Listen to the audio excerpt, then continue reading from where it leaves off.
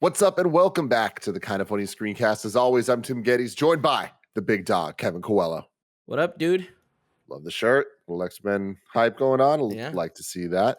Of course, we have the producer / seducer, Nick Scarpino. It's never too early to talk about Hawkeye. That's what they say.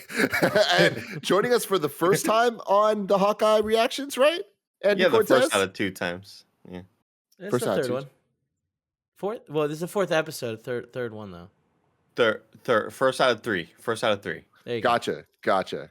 Wait, I'm confused now. Have you been on the other reactions? Because I don't remember. Tim, okay. Who could say at this point, You know what? I don't know. But this is the Kind of Funny Screencast where each and every week we get together and we talk about the latest in TV, movies, all of that stuff, streaming services. And of course, we do weekly reactions to all of the MCU shows, all of the Star Wars shows, and that includes Hawkeye. And today we are talking about Hawkeye episode 4. You can get it on youtube.com/kindoffunny or roosterteeth.com. If you wanted to ask a podcast, just search your favorite podcast service for Kind of Funny Screencast, and all of our TV and movie reviews will be there for you. Andy Cortez, I want to start with you. What have you been thinking about Hawkeye so far, including episode 4? I've thought the show has gotten stronger as it goes along. I wasn't necessarily feeling it through episodes 1 and 2. But again, I do think the show is getting stronger as it keeps going. I think the thing that's made me want to continue watching is just how great Haley Steinfeld is. We've talked about that on a couple of the other Marvel review shows. I think she's great. She's perfect. She's funny. Line delivery is always great. I just wasn't necessarily feeling Jeremy Renner's performance in a lot of the early ones, and I feel like it's gotten better. Not only him feeling like he's a part of the show in a meaningful way, but I think the show's just gotten a lot better. And this episode last night was just a banger. Like, I feel like from front to back, I was interested the whole way, and there wasn't a whole lot of weird acting with weird choices being made and action that felt kind of odd. I think episodes 3 and 4 have definitely really stepped it up not only in what they're doing in total as a show, but just my interest levels have been stepped up quite a bit. Nick, what'd you think about this one? I like this episode. I really like this episode. I think it had probably the strongest moment out of any of the episodes so far when she comes over and brings him the Christmas decorations and throws some cheer his way. And they didn't explicitly say they were getting hammered on daiquiris, but I like to think there was some vodka in that.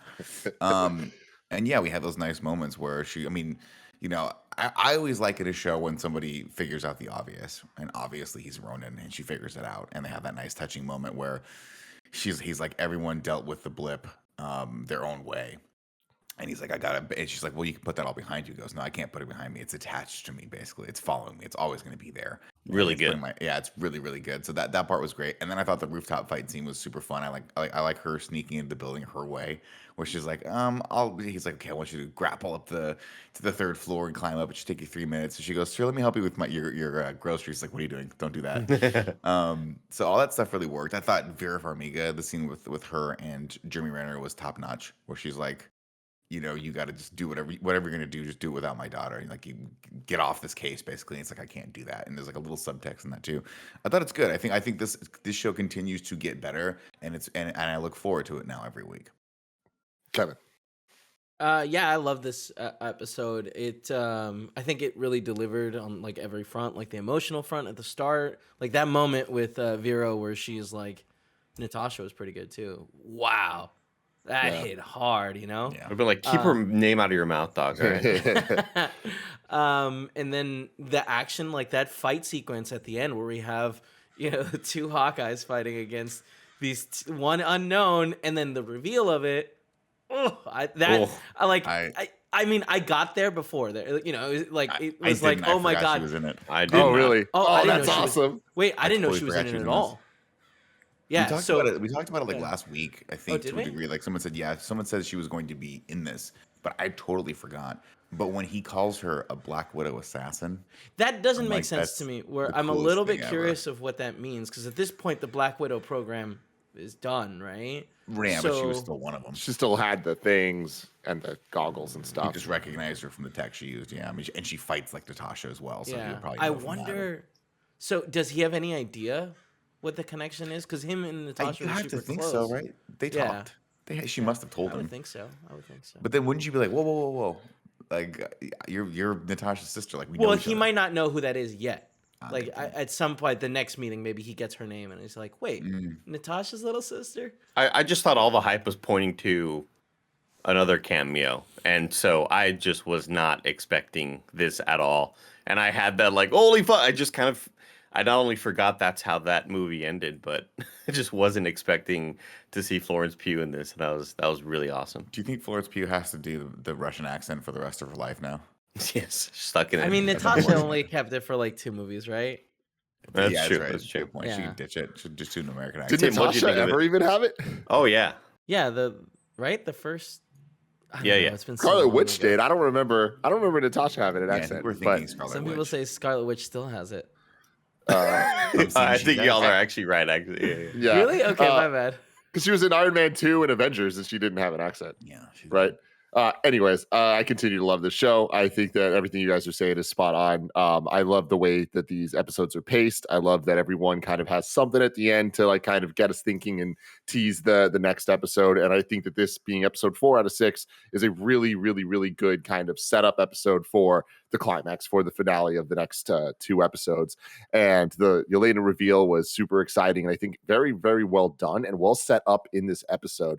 I really like the amount of callbacks to Natasha, and a strength of the show for me, to Andy's point about Jeremy Renner, is I feel like the first couple episodes, what they did a good job, I think, of setting him up as just a dude. So we see him get hurt, and we see him kind of he's dealing with his family, and he has his family dynamics that I really appreciate with Linda Cardellini. I love how much she's in the show, and I also my love that she's the person in the chair now.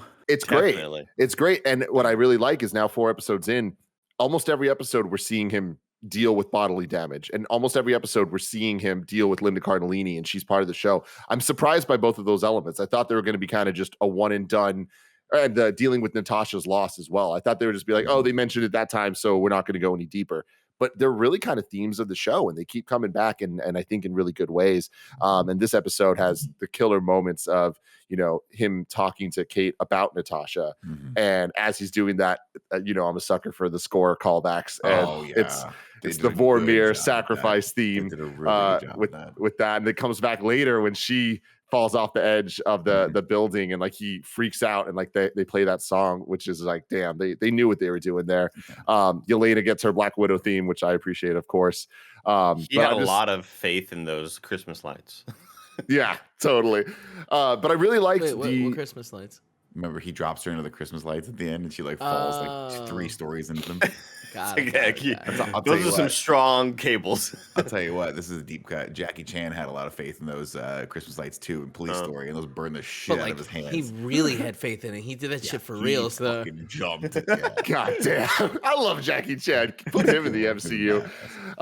But one thing that I really liked a little bit of, just kind of like, I don't know if you want to call it symbolism or anything, but like that conversation about about Hawkeye's most important shot, his best shot was the one that he didn't take. Talking about his introduction with Natasha and all that. But I like how that's kind of lightly implied at the end, where like she has a shot on Yelena and she doesn't take it. And I think that that's like a cool kind of thing that I'm like, all right, they're setting something up But kind she of does fun take here. the shot at Echo. She backs her off hard. She's like, Yeah. yeah, Yeah. or shot in shoulder. the arm. But Can we yeah, talk like about- the little setup of Hawkeye 2 and Black Widow 2, like being buds. Like I'm so in. Can we talk? I about also like the dichotomy between the two of them, of Yelena's whole thing of being like, oh, you're such a poser, and Kate's whole thing being like, yo, you need branding, man. Like kind of like totally opposite ends. I think that's going to be a really fun dynamic. Go for it, Nick. I agree too, and I think I just wanted to segue. I wanted to talk about the LARPers again. I was not expecting to get more of the LARPers, and I'm happy that we did. I'm quickly liking these people, and I like that they've just now moved into the apartment and they're just hanging out there making costumes. And I love anytime I'm with you, Tim, like we've talked about before. Like I love anytime they explain where things come from in like in a way that makes sense. So when you have like a high level LARPer make your costume, it's gonna be awesome. I fucking love it. Yeah, So that's good. great. And the LARPers, for the Hawkeye comic readers, it's so awesome seeing them kind of in this apartment together, because that is mainly the story of the comics, the Hawkeye run, where they're not LARPers, but it is this group of people, or some variation of this group of people, that are like kind of living in an apartment that the Tracksuit Mafia are kind of over time attacking and like doing a lot of like bad landlord type shit. And both Hawkeyes are kind of the ones dealing with those problems. And this is the Christmas Story MCU version of that. But what's cool is some of the LARPers are the characters from that Hawkeye run, but two kind of like cameo comic references they made here. The bigger dude that in a couple episodes ago was like clang, clang, clang for everything. They said his name is Orville, and that is a minor Hawkeye villain named Oddball. And one of his partners essentially is Bombshell. And the woman that had the trick arrow bag, like the bag said Bombshell. She's like, oh, my wife gave me this bag or whatever. Right. So that's kind of fun. What's interesting about it is Bombshell is multiple different characters in the comics, where she's a Hawkeye villain, but they kind of like stopped that because it wasn't really like working. That was back in the 70s. But the iteration of Bombshell I'm most familiar with is from the Ultimate Comics recently. When up until the ended, she's one of the few Ultimate characters that made the jump to the main 616 line when they ended the Ultimate run alongside Miles. So it's kind of cool seeing a little setup there where it's a mother-daughter duo where the mother's a villain, but then the daughter eventually becomes an Avenger, an Ultimate alongside Miles and Kitty Pryde and Cloak and Dagger and stuff. So it's kind of cool if they're setting this up that her and her wife eventually, like, there's a kid, and then that kid's going to end up joining the squad. So it's a thing to keep your eyes on. I don't know that it's going to be in this show, but I think it's cool if they end up setting that up down the line. That's super fun. That's awesome. I felt like we were on a really bad one of those fake TikToks where they're just acting on a fake podcast. Like, what about the girl so and so is like, oh, well, check this out, Andy. And like Tim just did like the best job of explaining all that. So great job, Tim. Yeah, put that on TikTok, everybody.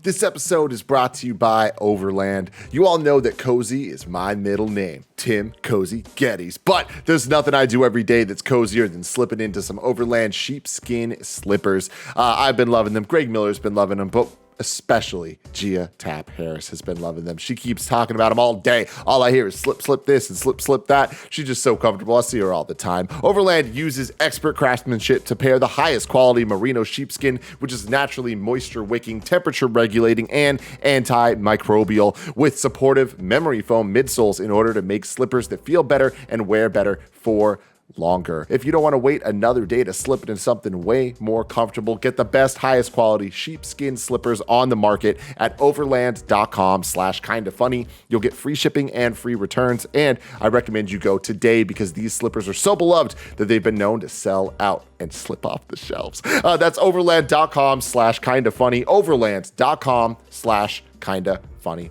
Next up, shout out to Babbel. Learning a new language can feel intimidating. I worried about the level of difficulty, the time commitment, and you know what? Having to hear my accent out loud. Don't like any of that. But thanks to Babbel, the #1 selling language learning app, the whole process can be addictively fun, fast, and easy. Greg Miller's been using this, and it's helped him to learn to communicate with Jen and her family, which is more important than ever now that they have a new member of their family joining them. So this is a whole thing now. Babbel's 15-minute lessons make it the perfect way to learn a new language on the go. Other language learning apps use AI for their lesson plans, but Babbel lessons were created by over 100 language experts. Their teaching method has been scientifically proven to be effective. With Babbel, you can choose from 14 different languages, including Spanish, French, Italian, and German. Right now, when you purchase a 3-month Babbel subscription, you'll get an additional 3 months for free. That's 6 months for the price of 3. Just go to babbel.com and use code MORNING. That's BABBEL.com with the code MORNING. Babbel, language for life. And finally, shout out to Raycon. 'Tis the season of drowning in holiday gift guides. You can shop at 10 different places, or you can start your shopping at Raycon and get a gift everyone will use, some Raycon wireless earbuds. Raycons give you great audio quality wherever you go, whether you use them to pump up, wind down, to work, or work out. And they start at half the price of other premium audio brands. Plus, their latest model has 3 new sound profiles: pure, balance, and bass mode, so your audio quality is crisp, whether you're listening to EDM or a podcast podcast. One of my really good friends, Vincent. I was just hanging out with him last weekend, and he's been telling me he uses the Raycons to work out with, and that boy's getting swole. So, hey, that's all I'm saying. The holidays are coming up faster than you think. Now is the time to knock out that gift list and avoid the last-minute shipping scramble, especially because right now, you guys can get 15% off site-wide with the code HOLIDAY at buyraycon.com/kindafunny. Go to buyraycon.com/kindafunny and use the code HOLIDAY today to get 15% off your entire Raycon order. buyraycon.com/kindafunny. I love that she's just walking around New York with a big ass bow and arrow and a quiver full of arrows. Like, and she's just so nonchalant about it. Like, Kate Bishop fucking rules, man. She's awesome. I want to give a shout out to also the fact that that scene went down the very beginning. So last week I was talking about how like Jack kind of gets the beat on him. And that scene did not go the way I thought it was going to go. And he ends up turning, obviously trying to be nice and stuff like that. But then then Hawkeye at the end steals the sword back. You're like, he's got to take that sword, right? He's going to sneak back in. Yeah. And he just has it. He's like, fuck you. I'm taking the sword back.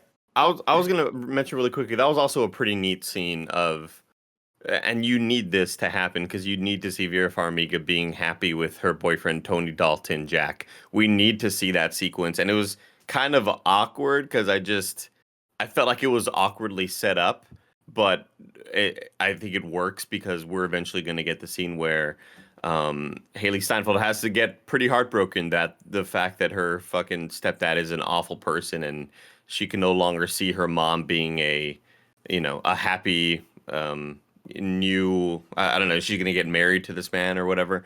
But I thought that was pretty cute. That whole sequence of them just kind of like having fun with each other there in that whole. See that relationship to me, and I think it's that actor just is so clunky. It doesn't work for me, and I can't figure out why. I just think it's because Tony Dalton's not great at playing that goofy comedy relief almost character, or maybe the character's just written poorly in that he should be a serious like villain, but he's not. He's just incredibly likable. And my money now is that he is not a villain at all. My bet is he knows nothing about this crime stuff. At the level, he's just coincidentally like really good at fighting. Well, I mean, he's really into swords. That's his thing. I mean, in the comics, he is a villain, but like they play with that shit all the time. I think that like it's obviously red herring stuff. But we've seen him threatening the other guy, right? Didn't he threaten his dad? His uncle. His uncle. Yeah. That's what it was. Are you talking about Duquesne? Yeah. I'm so glad. Oh, by the way, I'm so glad Duquesne died. I was like, I don't like this actor. This guy. This guy, like, this whole performance is awful. He died. I was like, thank God, no more of him.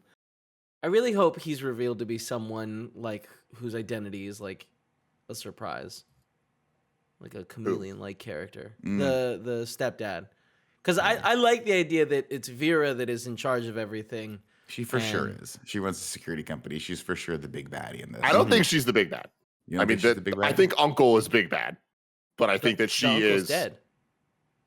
No, Uncle. He means the Echo's uncle. Echo's uncle. The man from Uncle. Yeah. Oh, okay. Who we haven't met yet. Yeah. I mean, the thing there is he could be the tracksuit and she is for this other thing. So I do think that there's multiple levels of bad guys, but I think that they are all connected. We know that from the security stuff. I'll say this though. I never thought I'd say this, but I missed the tracksuit mafia in this. I missed the dude bros. I'm like, this little dude, a couple dude Come on, bros. they're so good. What do you mean you thought you'd never say this? They're great. They're I thought it was an really interesting choice for them to start the episode with a little recap of what happened at the end of last episode instead of actually showing that out.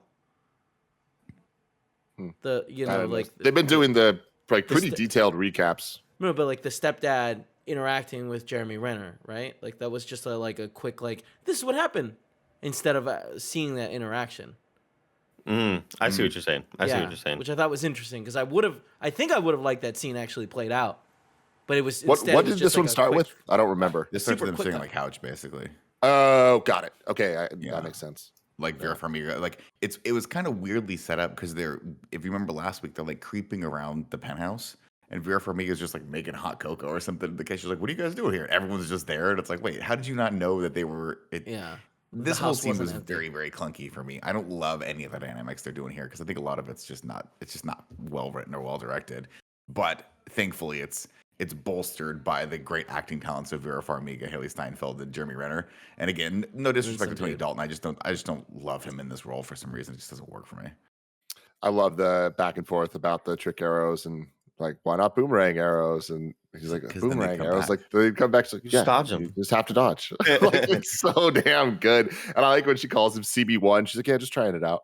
Like, just so many fun little things like that. I like the ongoing joke with the branding issue, where she's like, see, it's a branding issue.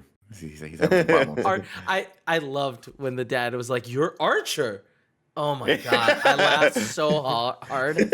As a person that gets a lot of aphorisms wrong, that made me laugh. That was a good moment too. Yeah. So, big question: what's the deal with the Rolex? Like now, like they're specifically calling it out as a Rolex. It's a Doesn't Rolex. seem to be a Tony Stark No. Iron Man Sounds like watch. someone's It's So someone who's identity. still alive, right? Because he was like, it's going to reveal someone's like identity. It's going to put them in danger. So, but it's an old Rolex date just, I think. So I can't remember anyone that wore that watch in any of the prior movies, other than like maybe. No, I don't even know. because Yeah. the setup in this episode and during the conversation about it, it kind of implies that it is related to Hawkeye's actual family, because like this, like that watch would bring danger to his family. But I can't find a way for that to make sense. But it can't be, because Linda Cardellini knows about the watch and she doesn't freak out about it. It's not like she's like, you got to get that watch, otherwise I'm dead. So I don't know if it's anyone specifically pointing to him, but maybe it's I don't know. like Maybe he's it's someone also from Matt's family. a known entity. You know what I mean? Like people know who Hawkeye is, so Right. they know that he has a family. Yeah, if they want to kill him, I mean, Yeah. it's pretty well known, right? It's not Yeah. that hard. Yeah. Like, so it's got to be someone that we don't necessarily know about. And I Well, don't they do know have what's a the- farmhouse in the middle of nowhere, so like maybe they're Yeah, off the I mean, grid. what? Yeah, but maybe the they just purpose of wanna all sleep that at was night. to be off the grid, right? Yeah, Yeah. maybe they just want to retire and they don't want to listen to their neighbors, like But then The you'd cat think that like, scratching at the oh, wall. he was at the Times Square, musical, Captain America the musical, with who's all that with him? You know? Yeah. Well, Yeah. he got those tickets Yeah. for free, right? They were like, "Yo, we'll give you and your family tickets. Just Yeah, show people up and take like give us the photos. endorsement." And then they And he went was to like, eat "No." it. I don't think he's keeping his family secret, is what I'm saying. No, he's definitely And I not. think that the way they're setting it up, certainly sounds like they're protecting the identity a known different person. Yeah, it's just It was weird. weird. I It was like weird. storyline wise with this, I they've don't know. introduced a lot of characters and there's a lot going on. It kind of feels like we're getting to the end game of the series that like I don't know how many more characters they can introduce. I'm interested, whatever it is. It's interesting though, because there was that one moment where she goes into Echo's apartment, and first off, how do you not know those are like silent alarms for people who can't hear? Like, I didn't obviously know. This is Echo's apartment. on. I was like, I that's didn't an know. alarm. I thought that was really cool. Yeah, I didn't know. I kind of put two and two together on that, but then she pulls out the pad of paper that's like the most obvious list for the audience ever. Giant, big, bold letters that say Clint Howard, then his wife, then his son, then this and that. I'm Clint like, Howard. Clint Barton. But like, so obviously people know, right? Like, he's not trying to keep his family a secret because he paraded them around New York for a few days. So They're his bodyguards, Nick. They're really good at karate. they're all green belts. If it is someone that we already know, are there any guesses?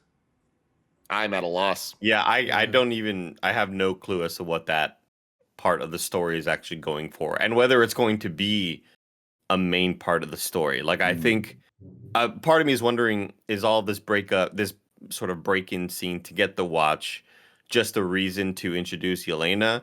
And is the watch really going to pop up at the end of episode 6, the finale, and be like, hey, by the way, that watch, blah, blah, blah. Like, is this the last we'll really hear of the watch, except for a couple of mentions, and the rest of the story continues, and then at the end of it, the watch becomes like oh, by the way, it's blah, blah, blah, and they pop Nick up, and they're like, Furies. what's up? And they're like, oh my God, they're here, that sort of thing. I feel like they have to have a reveal for it because I think they so, made too. such a big deal of it in episode 1, I think it was, right? With the tracksuit mafia, like make sure you get the Looking for it, watch. yeah. Like Yeah. I mean, So- it's been the what is it called? The not red herring, the MacGuffin. MacGuffin. It's like the motivating thing right now. Well, it's Yeah. weird though, because I thought the thing was the sword. I was like, oh, that's gonna be the thing that he really wants. But I'm like, okay, it is the watch apparently, because we've seen it a few times now. So I'm curious to see as well. I don't know. Maybe it's I love the She-Hulk's. idea that the fiance just loves swords. That's why he stole the sword because he loves mean- swords. It's dope. That seems And Dopey. it kind of if that ends up being the case, I will not be disappointed because I get that. I'd be like, I that's love a cool it. sword. It's a one of a kind sword. I gotta take that sword. But then it's like maybe you don't want to show the Avenger that you took Rodin's sword. Like maybe you don't want him to know that you have that sword, right? Yeah, but I mean, maybe he doesn't give a fuck who Ronan is. Like, it's not about like That's that true. is more evidence that it's not crime shit at all. It's just that's a cool sword. It's true. It is a cool sword. A collapsible sword. Are Tim, you kidding me? Yeah. Near the earlier, I forgot what it was we were watching, or because I wasn't on the first 2 episodes of this, but we talked about Hawkeye in a way that you were like, the next these episodes are going to be exciting. The show's going to be exciting. I'm excited for y'all to watch them because, and you're kind of alluding to a lot of things, and then I assumed it was something else, and maybe it's Yelena. It wasn't don't Yelena. really- She's not in that run of the comics. Oh shit. Okay. Yeah. So I'm assuming what you're hinting towards. I don't even know if it's been mentioned on the other episodes, for like spoiler purposes, but maybe It the watch hasn't. belongs to that person.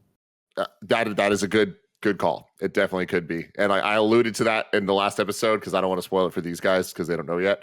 But I am shocked that character didn't happen this episode, which to me almost guarantees it's going to be next episode. Iron Man's back, Kevin. Iron Man's back. It's his watch. This is it. But yeah, that's really, really exciting. And I don't remember what show it was on, but I want to say this now because somebody said it to me and it blew my mind. The idea that the tower, the Stark Tower, like we don't know who the new owners are, and everyone's assuming it's going to be the new Fantastic Four Baxter Building because that makes a lot of sense. John Watts is the director of the Spider-Man trilogy. He's going to direct Fantastic Four. Fantastic Four and Spider-Man have a lot of connections in the comics, so like that would make sense. But Andy, it would also make sense for the building to be bought by the character we're talking about. And they mentioned the tower in the Hawkeye show, so it's like they could be setting that up. So we'll have to see next week. Exactly. Yeah, we saw old Captain America. Okay. He's on the moon, baby. Let us know in the comments below whose watch you think it is, what you think the watch can do, all of the stuff about the watch, whatever you think about the watch, and also what you think about the show as a whole. And Nick Scarpino from KindaFunny, what's up? Do you think Captain America did what Rod Corddry did in Hot Tub Time Machine, where he just started making a lot of good bets and a lot of good investments, and now he's a multi-billionaire? He didn't do anything. He let a bunch of horrible things happen. You don't think that at one point, though, someone was like, hey, Cap, have you seen these new Apple computers? And Cap's like, well, I might take all my pension and put it in my military pension and put it in Apple. Just like that. God, and your Chris Evans is so good. My Chris Evans spot, and now he's So a are we still multi-billionaire. under the belief that he was existing in our timeline, not a different timeline, and then when his wife died, he hit the button and then reverted back to the original timeline? Just ask him the basic questions. Yeah. Last thing I want to say before we cut out of here, I love the scene in the car with Kazi when he's like, "Can you give me back my gun?" Yeah, He's like, and then he "No." throws it, and he's like, Yeah. "Oh." The review that was probably my favorite shot of the whole episode is the rear view window, or the reverse shot of him in the back of the window. I was expecting a different cut or something like that, but that was all great, one continuous moment. Yeah. Until next time, that all these guns are being thrown around the city. Go pick them up. Go pick them up, everyone. Bye.